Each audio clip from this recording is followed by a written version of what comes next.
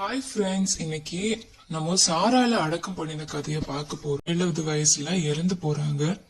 அவங்க கானான் தேசத்துல எபிரோன்னு சொல்லுற கீரியாத் அர்பா அப்படிங்கிற இடத்துல இறந்தாங்க.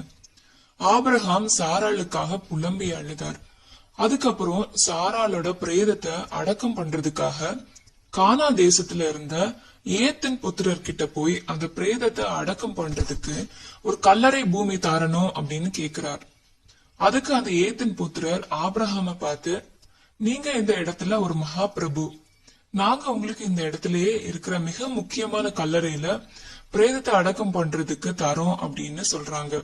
ஆபிரகாம் அவங்க கிட்ட பேசி அந்த நிலத்துல கடைசியில இருந்த மக்பேலா என்கிற அந்த குகைய கல்லறை பூமியா 400 சேக்கல் வெள்ளி கொடுத்து வாங்குறார். ஆபிரகாம் அவரோட மனைவி சாராளோட பிரேதத்தை மக்பேலா குகையில அடக்கம் பண்ணி அந்த இடத்த ஆபிரகாமோட சொந்த கல்லறை பூமியா உறுதிப்படுத்துறார். மீண்டும் வேறொரு பைபிள் ஸ்டோரியில சந்திக்கலாம். Bye friends.